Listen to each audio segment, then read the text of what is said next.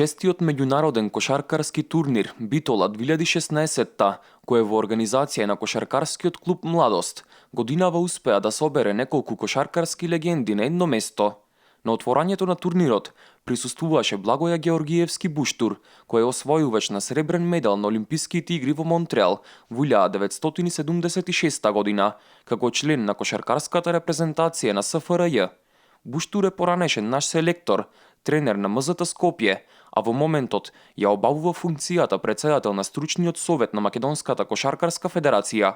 Георгиевски истакна дека организацијата на турнирите од ваков вид е важна како за популаризација на кошарката, така и за социјализација на младите деца кои ја сакаат кошарката.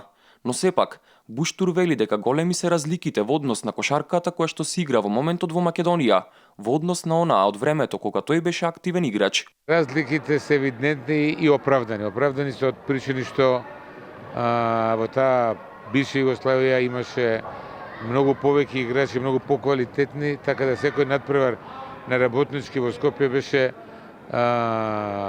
права атракција, беше мамка за сите гледачи, доваѓа играчи кои што беа прогласувани за најдобри светски европски играчи, така да тој квалитет е далеку изнад овој кој што денеска владе овде кон овие наши простори, од тие причини че нема конкуренција. Кошарката на овие простори е еден од најпопуларните спортови, а за тоа говори и големиот број на кошаркарски школи кои функционираат во Македонија.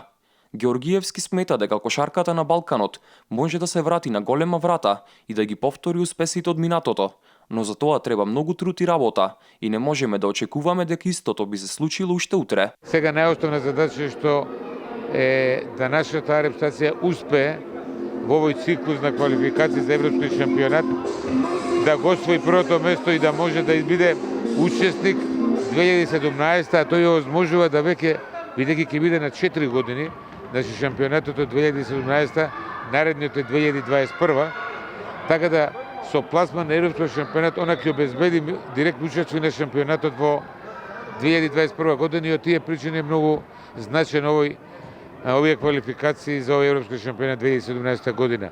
Во останатите категории стварно сме, да кажам, недоста него многу слаби и на тој план веќе се преземаат чекори во генерациите М14, 16, 18 и 20, да полека го подигаме квалитетот, да и селектираме играчи кои што се потенцијал за репутација за во наредниот период, а исто така и за селекциите на нивните квалификациони турнири, успеат да го поправат својот пласман и така да дојдат, ако е можно, во А дивизија. Тоа би ни било како една задача. На Георгиевски му беше доделена благодарница за посебен придонес во развивањето на кошарката во Македонија. На овој турнир во Битола исто така беше присутен и Џузепе Пино Џерџа, поранешен југословенски репрезентативец и трикратен освојувач на сребрен медал на светските и европски првенства. Тој со тимот на Задар во периодот од 1965 до 1975 година дури 5 пати беше првак на Југославија, со тимот кој го предводеа заедно со легендарниот Крешимир Ќосич. Мислам дека идејата да се организираат вакви турнири е одлична. Тоа е потребно за младите да се бават со спорт, бидејќи тоа има голема важност во нивната социјализација, да научат да бидат толерантни и да имаат почит еден кон друг. Тоа е една подготовка за животот понатаму кога ќе бидат постари. И тој како и Буштур смета дека не може да се направи споредба помеѓу кошарката во Југославија и оваа сега, од проста причина што во минатото постоеа многу кошаркарски центри кои беа многу подобри и посилни. Кога се составljala репрезентација Југославија, тој е био изузетен скуп. Кога се состануваше репрезентацијата на Југославија, тоа беше еден извонреден збир на вонсеријски играчи, што денес не е случај, но по некои држави се уште го одржуваат тој висок стандард. Морам да признам дека во тоа најголем успех имаат србите. Тие имаат успеси и секогаш се некаде на врвот, што не е случај во репрезентацијата на Хрватска, бидејќи повеќе од 20 години не се избориле за медал. Практично последниот медал го освоив јас на светското првенство пред 22 години во Торонто, кога бевме трети и имавме само еден пораз. Тоа беше голем успех за хрватската репрезентација. Исто така во 1992 бевме втори на Олимписките игри. Игравме финале со Дрим тимот на Соединетите Американски држави. И тоа беа големите успеси на репрезентацијата. Предолго време помина откако направивме голем успех. Имавме голем број на вонсеријски играчи како покојните Ќосик и Дражен Петровиќ, Кукоч и останатите кои навистина беа велемајстори.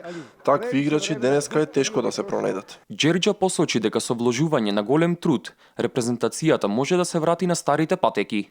На меѓународниот кошаркарски турнир Битола 2016 учество зедоа 17 екипи од Македонија и Хрватска.